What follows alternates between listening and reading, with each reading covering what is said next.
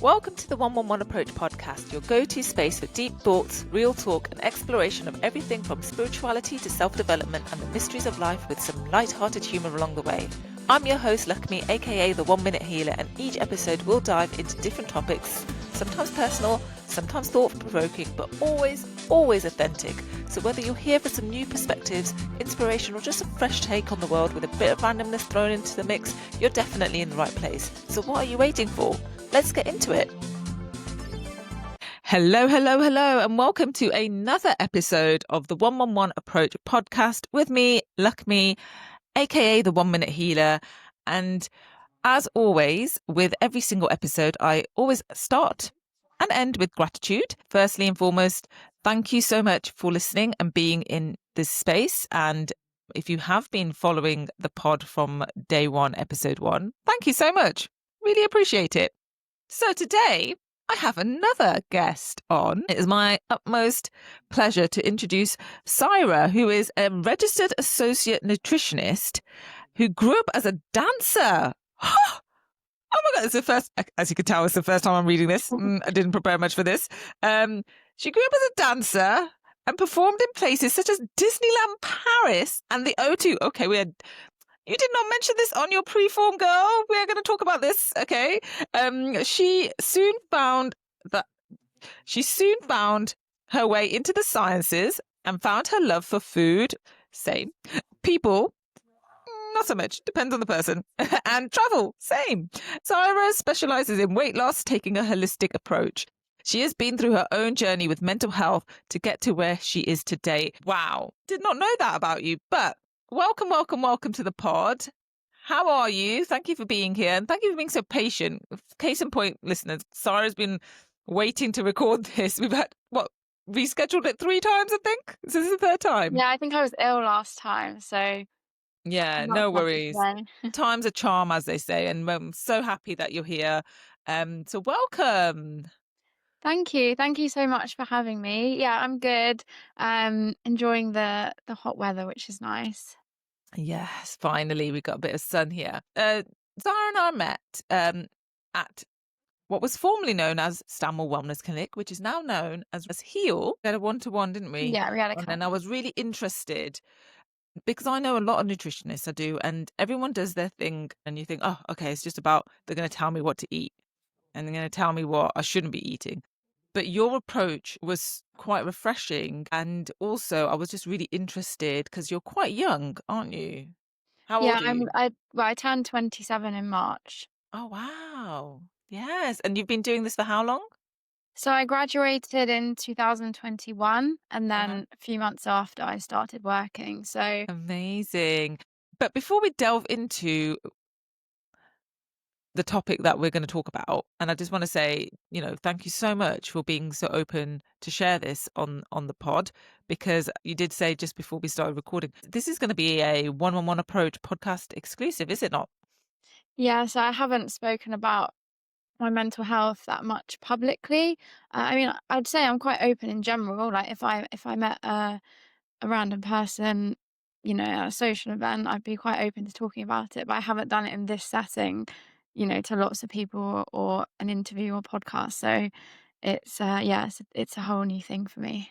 Oh, well, you know what? Thank you so much for being so brave and courageous and vulnerable. And I think you mentioned you had OCD, and especially through COVID and the lockdown, it's when it was really heightened. So before we get into that, can we please just take a moment to backtrack when you were dancing and performing at Disneyland Paris and the O2 and probably like living my dream life? Because myself, I'm an avid dancer. I used to be a belly dancing teacher actually back in the Oh, day. wow, that's And I amazing. was a cheerleader for, yeah, I know, very random. Belly dance for the Lord Mayor of Birmingham at the Town Hall for Women in Music Festival. Wow. And I was a cheerleader for the Birmingham Bulls American football team. So how did you get into it? Yeah, so I started dancing when I was 3. So it was my mum that got me into it. I did a bit at school, and went to a couple of local schools until I found the one that I was comfortable at. I think around age 8. And I stayed there till about 16. So I just tried lots of different genres, a bit of singing, acting as well. So it was just really nice to have that to do, like, after school, night like, get into a routine. I mean, it was full on as well, like, nearly every day I had something after school. Wow. And then the more like, my mum found out more and more things about it, more and more, like, shows and other holiday programs. I used to spend a lot of my summer holidays doing, like, dance camps, which was really Oh, fun. Even though I didn't have to, because my parents were both self-employed, so I had a bit of flexibility. I didn't have to be somewhere, like, 8 to 6, Monday to Friday, but, I wanted to, so that was quite nice to have that choice. that's so cool. And so what were you doing at Disneyland Paris and at the O? Yeah, so that was the last dance school that I went to kind of throughout A levels, and they were very good at getting different opportunities. So the O2 one was for the British Red Cross, so it was more of like a charity thing Oh, event that's that they beautiful. turned into a competition. And that's where I think it was the final that was there or something like that. Mm. So that was really amazing, like to perform there and to see what it was like behind the scenes. Yeah. And the Disneyland Paris one was a similar thing in the sense of we had the opportunity to go. We had like a slot. We just did a series of different routines to whoever was in the audience. So that was really fun. And then obviously we got to like go around the park and things, before and after. So yeah, really fun. Probably one of the highlights from my childhood, actually. Yeah, I mean, what a highlight that is. That's Mhm. incredible. So how old were you when you were doing that? About you said you were in That was A through A level. levels, but when I was younger, I did things like English youth ballet, and I went to a couple of other places after school. I was in that situation where I was like, "Do I wanna do this full time?" 'Cause you Mm. can get the schools where you go and you do your education and your dance, which I did want to do at the time, but I guess, like, as parents, you never know what the right thing is because it can really affect your education, but it could excel your performing career, but you don't know. So I didn't end up doing that, but I don't regret it now. I mean, that you always think, "Oh, what if I did go?" But Well, that's it, isn't it? yeah, I kept it through uni as a hobby, so I always have it there if I want it. Yeah. Oh, see, that's really interesting, isn't it? And I'm glad you picked that up because I know a lot of um, parents do listen to this, obviously, but it's nice to hear it from like your perspective. Is like it must be quite difficult to make those decisions. Yeah, and I think it's not only about the dance, like, even when I was doing job interviews, it would always come up because of all the skills I learnt from it. Like, managing my time between homework, school, and dancing, like, I had to learn that from quite a young age, which now I'm really good with time, and it's probably because of that. Mm. Like, communication, being on stage, like, public speaking, commitment. You can't just one day be like, "I don't wanna go," because you've got a team. I did, like, some Yeah, this is it, competitions, right? so it's all the skills I think that come with it, as well as, like, mentally, I think it was good for, like, stress relief, especially during exam seasons and things like that. So it's not just the dance, I think it's everything that comes with it as well. But, it does come with a lot. It's expensive as well, all the shoes and costumes, so I was very Yeah. lucky and a lot of traveling. So my mum spent a lot of time driving around, Well, but thank you, it Sarah's was worth mom. it. Give a shout out to the moms and dads always, honestly. Yeah, it's a lot of Can't time and money. imagine can't imagine how much they do for us until later on. It's just like, wow. Yeah. Anyway, so I'm really excited to have you come on and speak about this because I feel like, well, actually, I had a client who had similar sort of struggles, but it's so nice to have you to come on here and express your journey through what was a difficult time for everyone. The whole world stopped. So you said you had struggled with mental health. When did that start, and how do you think being in lockdown and COVID amplify it? Was it there already, or was it because of being in lockdown? Yeah, it was there. I think I've had anxiety for a long time without realizing. So, throughout school, had a few like difficulties with friendships and things like that, but that's a whole nother thing to talk about. And then I've always been quite like a stressy worrier kind of person. Well, Um, let's talk about the friendship stuff now. Let's do it. When you say you struggled with friendships? at school? So, What did that yeah. look like? Just so that people listening be like, "Oh, that was me as well." So I went to an all-girls school, Same.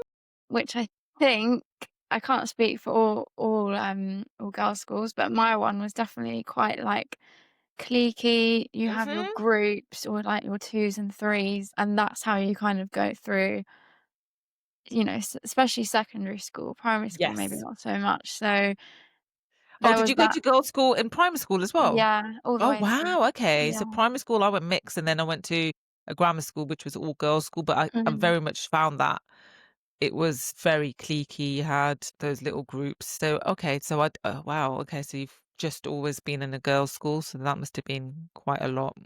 Yeah, but I think I was quite lucky because I've got an older brother, Oh, and yes. I got to know some of his friends, like, when I got a bit older, and we used to kind of hang out together, so I did spend time with boys as well from that Mm. aspect, but I imagine if people don't have other siblings, it must be quite difficult. It's that age, like, it mostly happened in, like, year 8, year 9, and that's a difficult time for everybody because 'cause you're trying to figure out who you are, there's puberty and all these kinds of things going on. Just a thing of, like, fitting in, finding your best friend or your and I did have a solid group, but then times change, people split apart, new people might join the year, and that changes the dynamics. Mm. So I had a couple of situations with a few people where they might have said things to me or this person said this about you. You know, it's what it's like. It's all a bit It's so dramatized weird, and isn't it's it? like, oh, I didn't say that. Oh, Oh, this you and we haven't been make in. such a big deal about it as well. Yeah, and I remember we all sat down once at lunchtime and all talked about what was going on. It was all just,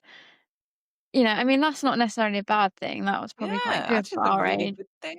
I wish my friends would do that now. Like, they just Yeah, don't want to do it, which is like, okay, well, I can't be in a yeah, group where there's no communication, so yeah. But I do have good memories as well, like with some of the friends I had. But I do remember a few times where, like, some couple of people had said to me, like, "Oh, like we just want to be, a two on our own, like not three anymore," or like little things like that. And then you kind of feel a that's bit like like, "What am I going the to do now?" harshest form of rejection. Like, I mean, in one way, it's actually quite when you look back at it now as an adult, it's like, actually, that was very much right, this is what we want. But sometimes people play games. It's like they just break away and you're like, did I do something? What's Mm, going on? So sometimes there's two ways of looking at that now. But at the time, yeah, that is a form of like blatant rejection in your face, and you're like, right, I've just been cut away from this trio and I'm the third wheel and they've just let me go now and now they're a bicycle. yeah. But I think yeah, I mean, not saying I did everything perfectly as well. We're so young, like, we don't really know what we're Yeah. saying when we're saying these things, and when I think about it now, and I look at, like, the 3 of us or that group, like, we all had our own stuff going on personally or whatever, and it's probably just reflected through that. So I think when I can look at it differently now and just think, they had their things going on, I had mine, you know. I have actually seen one of them since, and it was really nice. It's funny you say that. I actually, through my sister, got connected with a girl that was quote unquote my arch nemesis in high school. And we had this whole thing, even the teachers got involved. It was crazy. It was Yeah. so crazy. And actually now she messaged me on Instagram. She's like, oh yeah, I met your sister. And like, we were just like, you know what? We started chatting on Instagram. I'm actually going to have her come on the pod and speak about this Mm. in a bit more detail because we were used to be friends and then there's something a boy happened from the boys' school down the road and some rumors happened. Oh, it was just like a whole thing. Anyway, school days, we'll park that for now. So yeah, you said you obviously had some anxiety growing up with the not fitting in and the friendship groups. I think every single person listening on here will have be able Yeah. to resonate with that. So you mentioned you had a bit of OCD. Did that stem from high school or was that later on or where did that come So in? I've been told that when I was younger, if I was having something to eat, like say a pack of crisps, and someone wanted one, I wouldn't like it. I'd have to give it to them from the pack rather than them like putting their hand in and taking it like Oh, most people because of like my OCD comes from germs and like yeah. sharing food and drinks. So apparently I used to do that when I was younger. You in Friends reference. Joey doesn't share Yeah. food.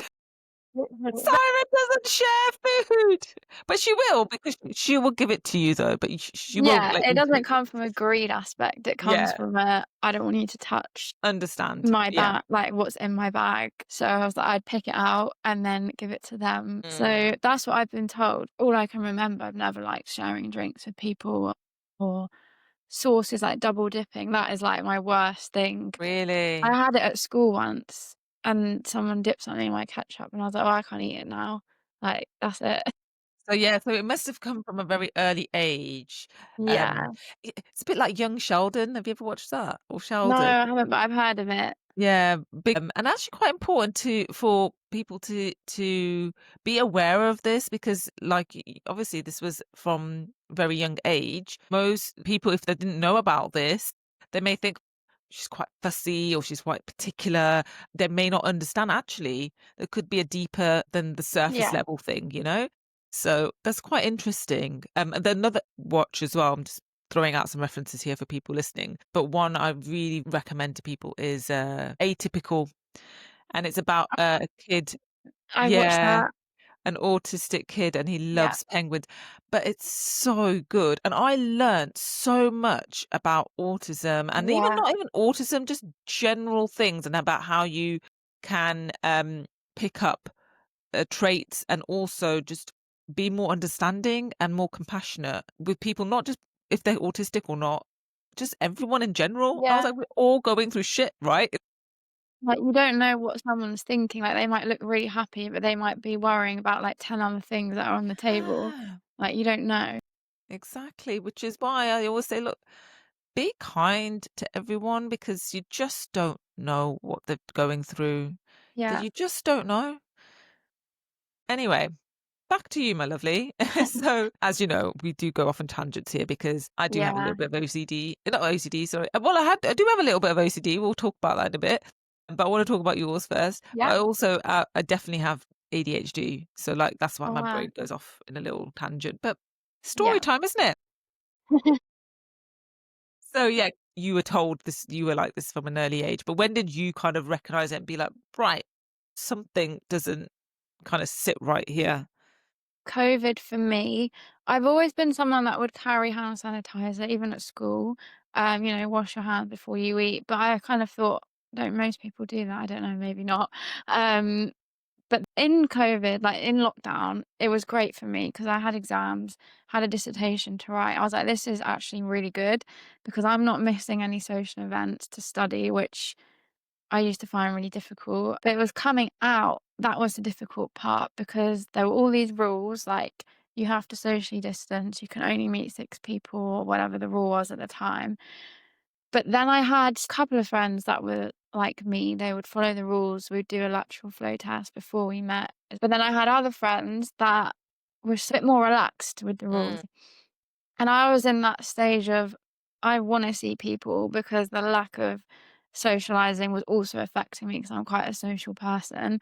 But at the same time, I want to follow the rules because that's what I'm supposed to do. So it was either that I went and I socially distanced whilst everyone else was sitting together, or like I don't go. mm. So that was the difficult part because I'd be there like with my wipes and my hand sanitizer. I even went to someone's house and I took my own glass because I was like, I shouldn't be sharing people's glasses. So I was like, I'm just gonna do what I need to do. I think I went out somewhere and I took my own straw, like to a pub or something, which was also maybe a bit strange, but I did anyway.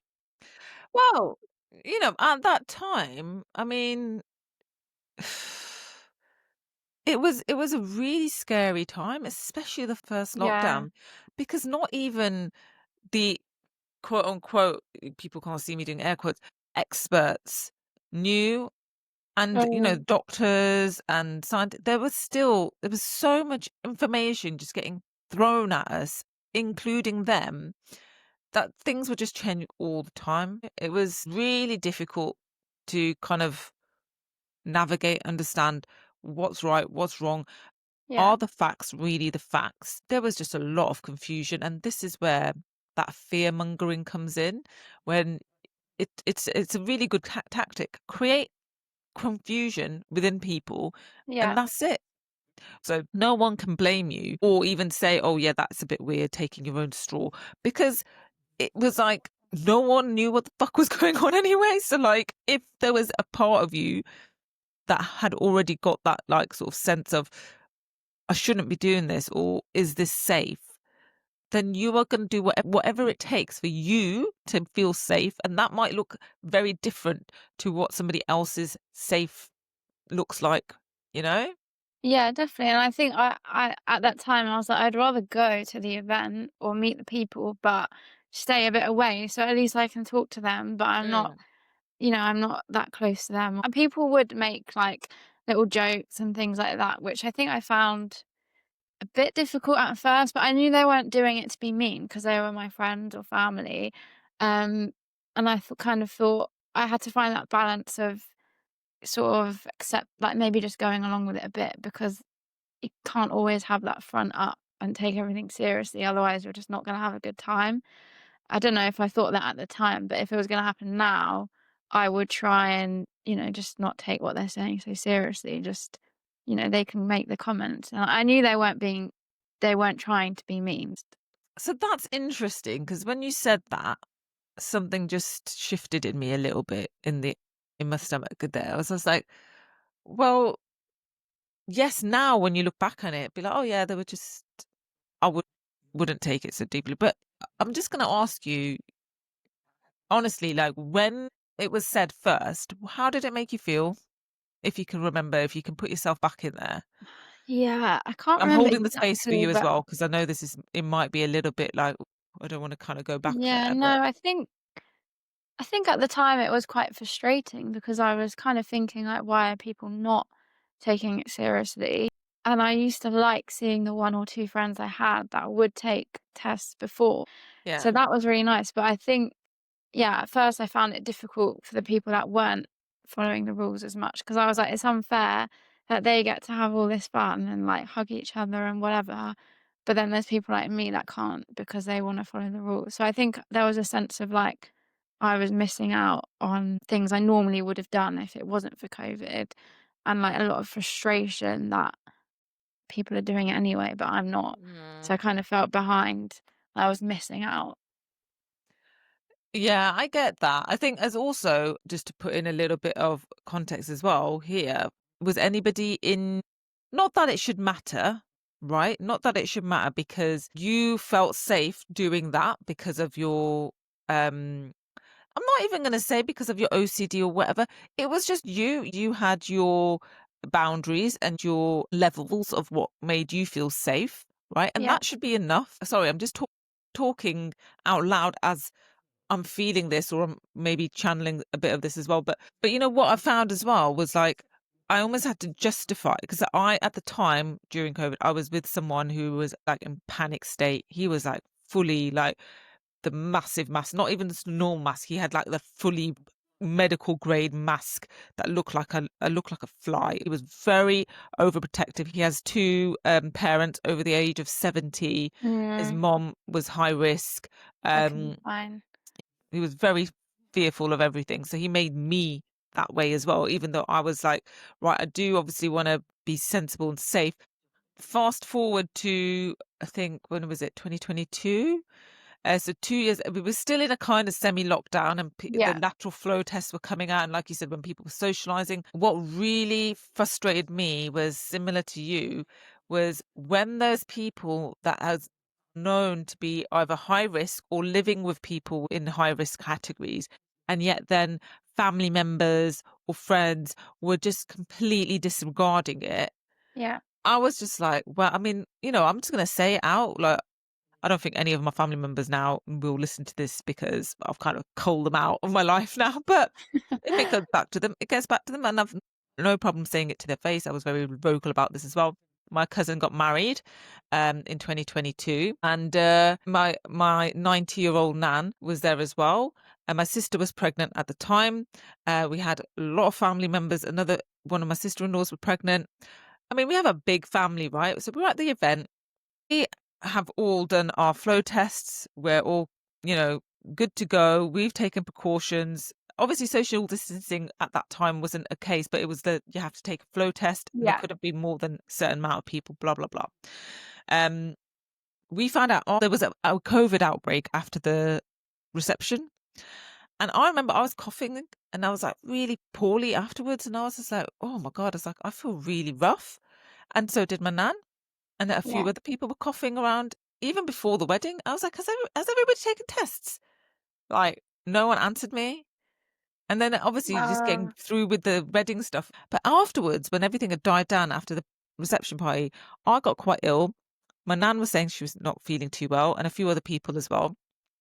And I was like, well, do you guys have tests? Like, let's take some tests. And if there's been an outbreak, then obviously you've got to let your guests know that attended the yeah. party. And my aunt's answer was, oh, there's no point taking a test now because if you've got it, you've just got it. And I Yeah. was just like, what do you mean?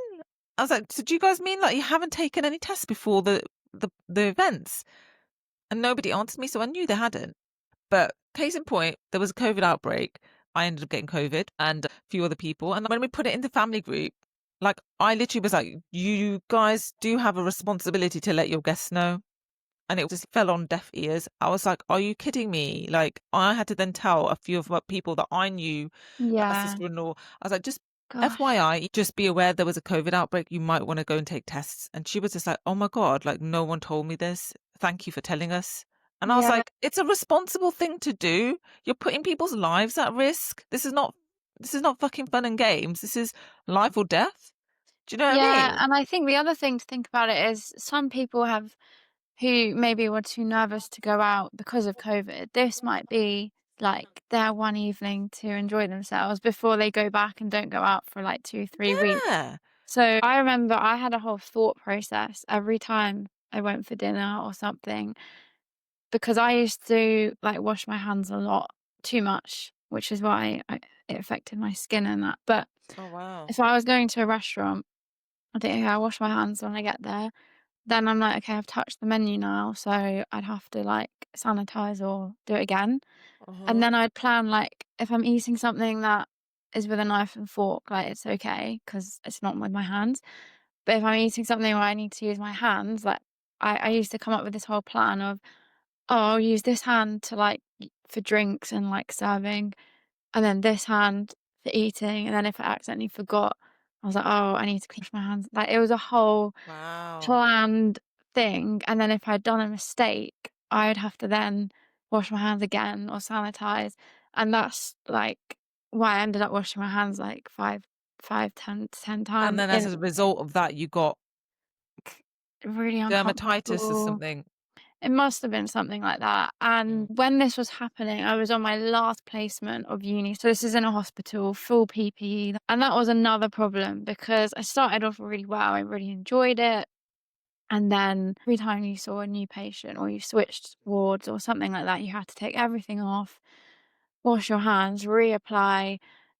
You're trying to talk to patients, but you've got like a visor and a mask, so you feel like you're shouting at them. Mm. And then I'm trying to write things down that they're saying and trying to like it was all just a lot. Wow. Quite fast paced because being in a hospital it is anyway. So this tied in with the OCD and coming out of COVID, anxiety of being in a hospital fast. I got to like week 5 or 6 out of 18 or 12, something like that. And I was like, okay, this is getting quite difficult. And they kind of spoke to me and said that I wasn't keeping up to where I should Oh. be. So I received a bit of constructive criticism, but I obviously took it quite negatively. I would come to the point where I didn't want to go in. And I remember like my mum would drop me to the station and I like wouldn't get out of the car or I'd get to close to the building and then not go in. And at this point I had told the placement that I had anxiety, which I didn't do at the beginning because I thought they'd hold it against me or it would be a problem. Now I Mm. don't. Now I tell everybody, but back then it wasn't spoken about as much, so I didn't tell them. So then I did tell them when all of this started happening and spoke to my placement leader at my uni, and they were really helpful. And even the hospital said like, "Oh, let's try and do this or do this." But I was so like past the point And I think, the placement leader also asked, "Have you ever been tested for dyslexia?" So that came as well at the same time as all of Oh, this to kind of wow. piece together this whole picture of why this is going on. Yeah. So I had a break from placement, and it wasn't like, I failed or anything. They just said you can take a break. So then I had this test that I had to do on Zoom because it was still COVID. That was like 2, 3 hours long. It was interesting how they did it because I had to change the angle of the camera so they could see me writing. Oh my All the gosh. Yeah, it was really interesting. The lady at the end straight away, she was like, "You do have dyslexia," and she went through the whole thing. And I took that as quite a positive because I was like, there's actually a reason why I am maybe this slow person or why I have to study all the time, as some people would say. So, okay, I know now that there's a reason why I can't read all the hospital notes as quickly as Mm, other people, or why I couldn't follow lectures. I actually stopped going to lectures because it was pointless because I wasn't keeping up. And mm. I was so lucky, all of mine were recorded. So I just did them all at home, really. At your own pace. Yeah. So that, and then it all came to like this big picture of everything that was going on, which was kind of groundbreaking or whatever the word is, because I was like, finally, I know Yeah, well, that it's it's not groundbreaking me. for you. Yeah, because it's like a light bulb moment, like, oh wow, okay, this is why. Because it's almost like your mind was comparing you with others and like, well, why aren't I keeping up? And why is this? And there must be something wrong with me. But there's nothing wrong with you. It's just you're wired slightly different. Yeah. Even with the OCD, with ADHD, with autism, with any kind of quote unquote, I keep doing air quotes and I remember that people can't see it, but condition, there is nothing wrong with you. This is what I want to say. PSA, there is nothing wrong with anyone. We are just different, differently abled, differently wired, and our bodies are just tweaked slightly differently. Oh, so you were saying took some time off. Yeah. So in that time off, I had some therapy and spoke to occupational health, my placement leader, the hospital, etc., all of that, um, to see how I can bring myself to complete it, basically, because that's what everybody wanted, at the end of the day. But by that point, I was kind of just done with the whole thing. And I looked at other options for what was going to happen if I didn't complete it, what happens with all the work I'd already done. And they ended up basically explaining that if you choose not to go back, you can still get a degree. It'll be slightly different. So I wouldn't be able to practice as a dietitian. The degree was like a health science with nutrition, so still related, and it wouldn't affect my grade. So I think I just ended up taking that option, which may have seemed like an easy route to other people. I Yeah, okay. So thank you for sharing that. I just wanted to ask appreciate. because and even you didn't have to even see your face, but I could feel in your energy and the way you were when you said that bit where it's like where some people would have thought that was an easy option. Mm. Let's just explore that a little bit because not just with you, but just like generally, why not take the easy option? That's my question. Why is it seen to be a negative for taking an easier option? If there's two options presented to you, one fits your lifestyle and your passion and whatever is going to make your life easier, why would you not take that option? It's so weird that it has Yeah, like a negative connotation to it, right? yeah. I think it's because the people like who knew me, like close to me, would have seen all the work that I had done. So I think they wanted me to, and myself, kind of just do that. What seemed like that last bit. I had like 10 weeks or something to complete, which when you think of it, if you compare that to a lifetime, it doesn't seem like a lot. But when you're in Yeah. it and you have to do it day by day, my friend is a Okay. pharmacist. He knew me quite well, so he used to say like, "Oh, you can ring me on the way," and helping me get through it. And he used to say like, "Get to lunch, and then that's half a day. Then do like the other half a day." So making small milestones, and which did help. He was very helpful. But I think when you put that into like 10, 12 weeks or whatever I had left, that's so much time. It's so much. It's a lot. So I think that's why. people may have thought, and even myself, because I was like, "Oh, I've done 4 years of work and now I won't get to graduate." And then I didn't wanna go to my graduation. I didn't go because I was like, "Oh, it's not the degree I wanted. I won't be with the people I studied with." So, yeah, that was, a big shame, really. So do you have a little bit of regret not going now when you look back on it? I think it just would have been nice to have the graduation to celebrate all the work that I did do, 'cause I did end up getting a first. So, Wow, that in itself. congratulations. S Thank you. so my question So would be why not celebrate still? It's just I say that, I say it so easily, but I can see where when maybe when you had your goal set on this, but it was now slightly different achievement.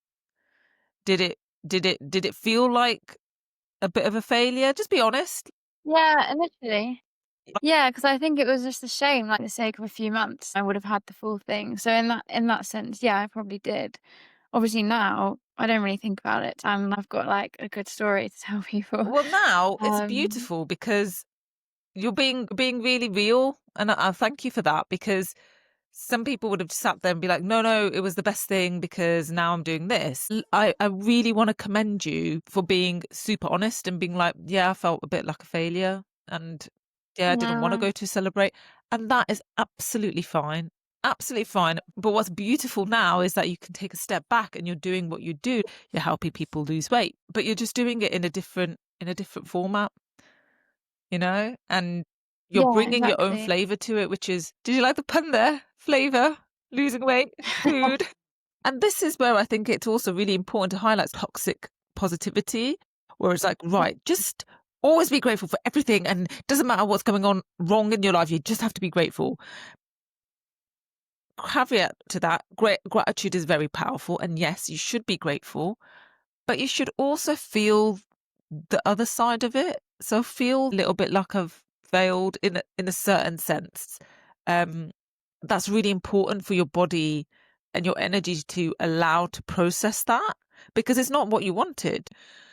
So you have to feel both sides of the spectrum. And thank you for doing that. And thank you for sharing that because I do often hear stories, but they only ever talk about the positives. Oh, yes, it was the best thing since sliced bread, and I'm so grateful for it. You're still grateful for it, but what you've chosen to do is also acknowledge the part of you that did feel upset and a little bit let down. And that's really cool. Yeah. Thank you. So emotional now. What happens in the pod on the pod. And I think it's also a lot of people sometimes do feel emotional talking about things here because what Mm. happens is, and this is a little bit of BTS inside knowledge. Before I start any podcast, I always cleanse and protect my energetic space, and I do a little ritual, and I ask for the most perfect outcome for whatever's meant to happen. And so this is why this podcast is not just any old podcast, I guess, but it's a place where people can feel safe enough to share. And I always put that intention in that the person who's going to be a guest is going to feel safe, is going to feel comfortable, and they're going to share something that's really going to help someone who's listening. I don't know who's listening, you don't know who's listening, but that's what we're here to do, right? We're here to share our experiences, we're here to share our wisdom and knowledge, but it's really the real stuff like this, what you've just shared, that's going to, I promise you, that's definitely going to speak to people more than just say what you do as a nutritionist, right? And I love the fact that we haven't even talked about food on this episode because it's not about the food and how you help people. It's also about you, Saira, like what you went through, and that's the realness. So thank you. I really appreciate that. That's okay. Um, so circling back to, so you've got the Yeah. degree. Yes, it wasn't the degree you wanted. What happened next? So I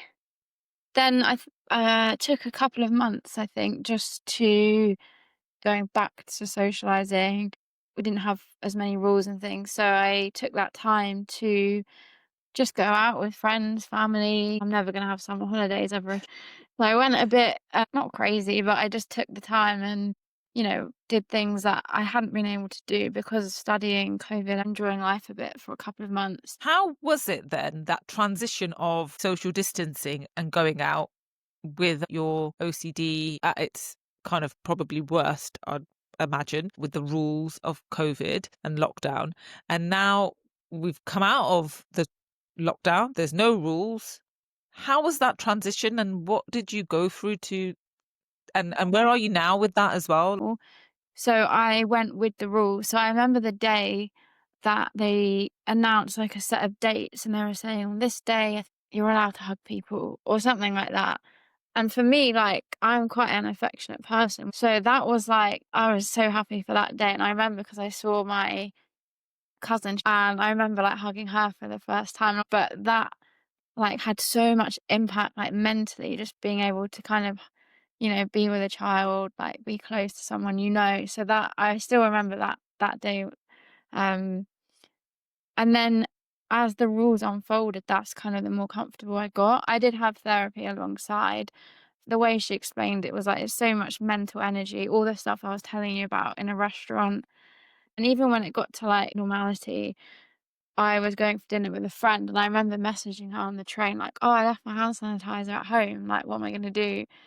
She was like, this is a good chance for you to like, have a go at what it's like not carrying it around. And I remember her telling me that, and that really helped because I thought, I can wash my hands at the beginning and, that should be enough. So actually doing that helped and having like friends and family just, reminding me. It's still difficult now because I always had that thing of, like I said earlier, not sharing food and drinks. And most of the people I'm close with remember, not everybody, but there's still a few times where you go to people's houses and there's crisps and dips and all that kind of thing. I'm very conscious of like, I'll have like from the back of a tray or like won't have it but it doesn't become a problem now because I just prepare myself beforehand. Wow. So Okay. yeah, it took time, but here we are. And so your partner, how was Yeah, so that, that navigating that that? happened.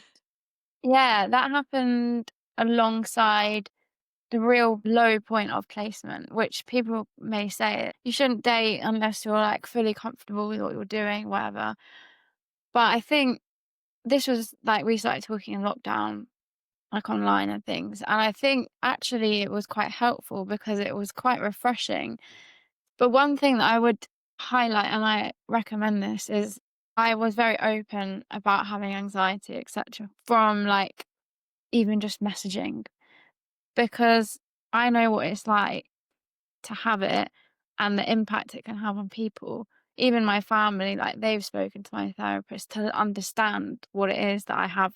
It's different when it comes from her. So I spoke about it from the beginning openly. This is it. When you say Because and anxiety it's about messaging, can you just elaborate on it and explain that? oh no, I meant when because we met Mm. online, I meant like when we were messaging before we met in person, I spoke about it. Yeah, yeah, that's cool. But I mean, did you get anxiety from messaging? Because like some people I know say that they get very overwhelmed, so it'll be days, weeks, even a month before you get a response back. Yeah. No, I think I was okay with that. I mean, I had a couple of people that, just randomly stopped replying, but I didn't take it too seriously, really. It was just kind of a thing like me and my friend both did in lockdown just to, have a bit of fun. So I Which didn't app was really, it? I Just out didn't of interest, you know? hinge. Hinge. I've come off them apps now because I found them really overwhelming. But also, people just ghosting Yeah, you, man. What is the deal with I that? know. Honestly, It, yeah. But I think it was very different rude. in lockdown compared to now, is what I've been told anyway. What I think is for me, it was important to find someone that not necessarily knows everything about it, because I don't expect them to, but wants to learn. That was the key thing. And I think if he turned around or whoever turned around and said, like, "This is not for me, I don't wanna deal with all of that," Yeah. then that's fair enough. Like, I'm not saying, like, I'm a lot to handle, but there's a lot to learn about how I might be or especially back then in COVID. So I was lucky to find someone that wanted to understand, which is obviously, like, amazing. And even small things like, um, before I'd overcome all the OCD. He did buy hand sanitizer for his car, and like there were just small things Aw. that made my life a lot easier. Shout out to the boyfriend. And he was not very scared about COVID, but he was like, let's do lateral flows before we see each other. Cautious. So we both, yeah, so we both did them, which just made each other more comfortable. So I think anybody that has like conditions, obviously it's different person to person, but personally, I would say as early on as you can. You don't have to explain your whole life story, obviously, like on the first date, but try to get it in. Just set that kind of expectation. Say, listen, I suffer with some form of Yeah. anxiety, or OCD or whatever it is. Actually, can we backtrack on that? Um, I don't like to use the word suffer. Yeah. So just say I deal with, we've been really conscious about the language that we use now, and especially myself. And even my mom, she doesn't say I suffer from chronic fatigue or fibromyalgia. She Mm, goes, I deal with chronic fatigue and myalgia. yeah, You're that's dealing good. with it. It's not taking Yeah, over. You're not suffering. You're not letting it cause suffering to your body. You're dealing with it. Some days you deal with it better and it's a good day. Some yeah, days you deal with it less better, and that's yeah, the days that you have low days, but you're dealing with it.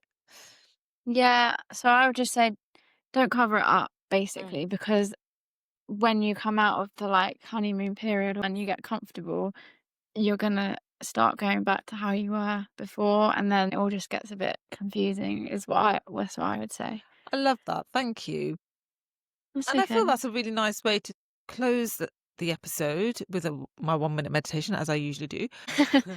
No, thank you for having me. I think to round up, it'd be good to just say, I know everyone says this, but just about being yourself, because most of the time, even like when you go for a job interview, sometimes the more you say about yourself, the more they can help you. It's not going to be held against you like some people may think. So yeah, just trying to be yourself. In terms of me, obviously I am a nutritionist specializing in weight loss. So website, Instagram, and Facebook is all just Saira Nutrition. I know you're going to share that anyway. No diets, no big restrictions, and I'm not going to tell you to stop eating chocolate. Yay! Well, I'm not really a massive chocolate fan. I'm the crisps. I'm the crisp lady. Or Ooh, okay, your favorite foods. I won't tell you to stop eating your there you favorite go. foods. That's it. Yeah. Um, Brilliant. Thank you so much. Okay, so we're going to do the 1 minute meditation on reminding ourselves that we make our own boundaries and safety nets and rules, what feels comfortable for us. So we don't need to compare ourselves. So if it is safe for you to do so, please do close your eyes. Take a nice deep breath in through the nose, hold for a few seconds, and then breathe out through the mouth. And I just want you to repeat these few mantras, really putting your intention behind the words. I am safe within my body. I make my own boundaries.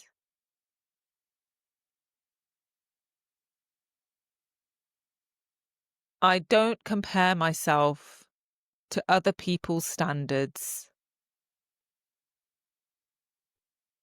My standards are my standards that are perfectly right for me.